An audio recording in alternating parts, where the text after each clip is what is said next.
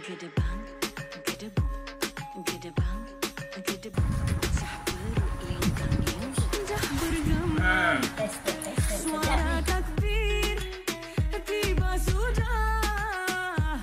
Arab, nasi putih, basmati, ayam kerutuk, dori ikan sos lemon, sup ekor merah Singapura. Ini Emin, ini telur sosis, daun kucai. Ini sosis. Dia ada dua. Ini sosis, ini daun kucai, daun kunyit. Zawi dia pun ni coleslaw. Ini sambal nasi Arab. Nasi Arab makan dengan tu lah kerutuk. Okey, abang bos. Alright geng. So hari ni aku nak try burger sata. First time tak pernah jumpa lagi burger sata. Dia guna sata yang biasa ikan tu, tapi dia buat style burger. Jom kita nak try. Bismillahirrahmanirrahim.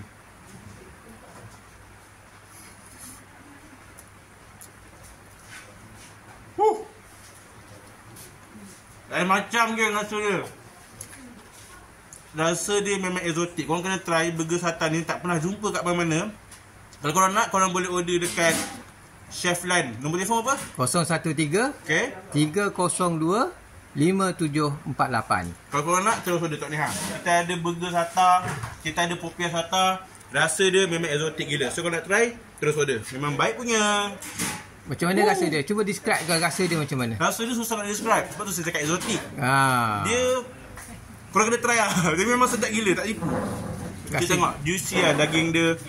Dia punya sata dia, lepas tu dalam dia, ya Allah, tak ni ha. Memang 10/10. Kalau korang nak buat open house ke, buat kenduri ke, buat birthday party ke, buat event apa ke, boleh terus order. Harga memang baik punya. Rasa dia penting tu. Baik. Okay bang.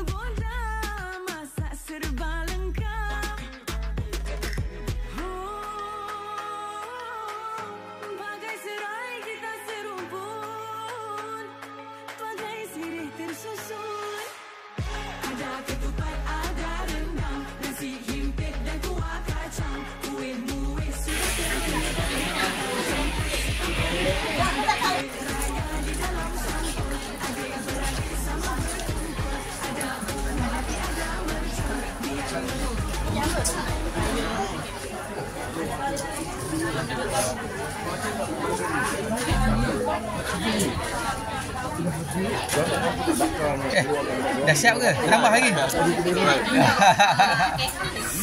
Ya, terima kasih datang. Tahu rumah dah senang.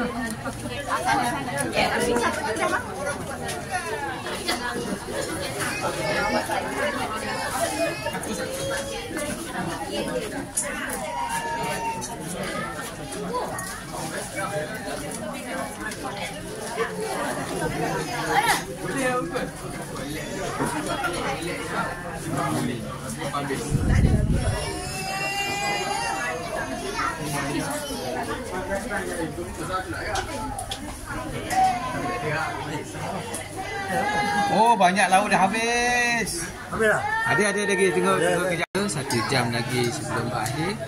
Yang tinggal lagi ni lauk dia. Mi goreng. Yang ini pun dah habis. Kita ganti dengan telur. Kerutuk telur rebus. Sup dah habis. Dah puas aja. Thousand Island, salad Thousand Island dengan sambal, telur kerutuk, telur dadah dengan toge, sosis. Okay, ini suasana pukul 3 minit. Masih full house. Lagi 1 jam sebelum tamat majlis.